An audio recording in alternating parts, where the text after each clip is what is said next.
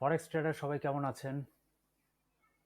অনেকদিন পরে বসলাম টেকনিক্যাল অ্যানালাইসিস করতে ফরেক্স মার্কেটে কোনো কারেন্সি পেয়ারে ট্রেড করার সুযোগ আছে কিনা সেটাই দেখছি। H4 টাইম ফ্রেমে ট্রেডিং ভিউ চার্টে টেকনিক্যাল অ্যানালাইসিস করছি। GBPUSD কারেন্সি পেয়ার এখানে গত কয়েকদিন যাবৎ বেশ ভালো বুলিশ মোমেন্টাম হয়েছে। ট্রেডাররা প্রচুর বাই এন্ট্রি করেছে, ফলে higher high higher low higher high higher low করতে করতে একটা বুলিশ মুভমেন্ট মার্কেটে তৈরি হয়েছে। এখানে একটি রেজিস্ট্যান্স জোন আছে। এই রেজিস্ট্যান্স জোনটি এখন পর্যন্ত ব্রেকআপ করতে পারে নাই। যদি এখান থেকে ব্রেকআপ করত তাহলে উপরে আরো একটি রেজিস্ট্যান্স জোন আছে এখানে। এই রেজিস্ট্যান্স জোনে চলে যাওয়ার সম্ভাবনা ছিল, কিন্তু যেহেতু এখনো এই রেজিস্ট্যান্স জোনটি টেস্ট করছে, রিজেক্ট করছে, এখানে দেখছি পিনবার তৈরি করছে, রিজেকশন ক্যান্ডেল তৈরি হচ্ছে মনে হয়। অবশ্য ক্যান্ডেলটি ক্লোজ হওয়ার পর একটা নির্দিষ্ট কনফার্মেশন পাওয়া যাবে। যদি ক্যান্ডেলটি ক্লোজ হওয়ার পর এখানে ব্রেকআপ না হয় এবং এইভাবে রিজেক্ট ক্যান্ডেল দিয়ে টেস্ট করে এই রেজিস্ট্যান্স জোনের নিচেই ক্লোজ হয়, তাহলে ট্রেডাররা এখান থেকে সেল এন্ট্রি করতে শুরু করবে বলে আশা করছি।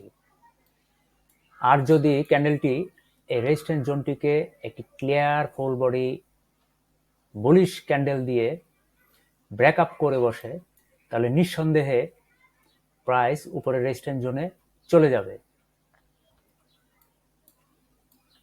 সেই জন্য ক্যান্ডেলটি ক্লোজ হওয়া পর্যন্ত অপেক্ষা করতে হবে। যদি ক্যান্ডেলটি এই রেজিস্ট্যান্স জোনের নিচে এইভাবে ক্লোজ হয়ে যায়, রিজেক্ট করে, টেস্ট করে, তাহলে আশা করব আমার অ্যানালাইসিস মতে এখান থেকে নতুন একটি বেয়ারিশ মোমেন্টাম তৈরি হবে।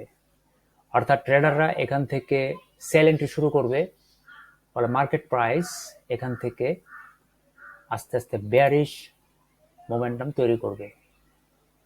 সেই অনুযায়ী আমিও এখানে সেল মোডে থাকবো। আমার টার্গেট এখানে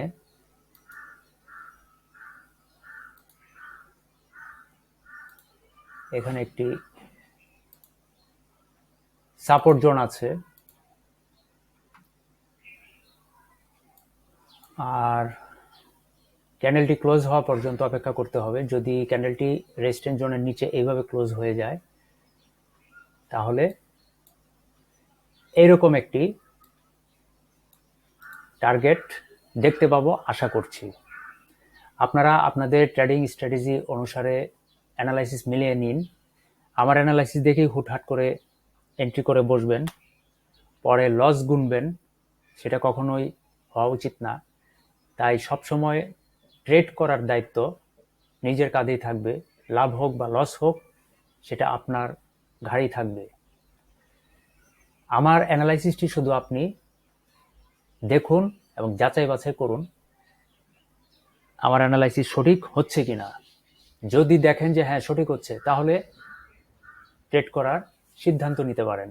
কারণ ফরেক্স মার্কেট খুবই ঝুঁকিপূর্ণ, এটা আমরা সবাই জানি। যে কারণে এখানে আমরা 95% ট্রেডার লস করছি প্রতিনিয়ত। তাই সবাই সাবধান থাকবেন, সতর্ক থাকবেন এবং নিজ দায়িত্বে ট্রেড করার সিদ্ধান্ত নেবেন। আর আমার অ্যানালাইসিস দেখতে থাকুন আর যাচাই বাছাই করতে থাকুন। ধন্যবাদ সবাইকে।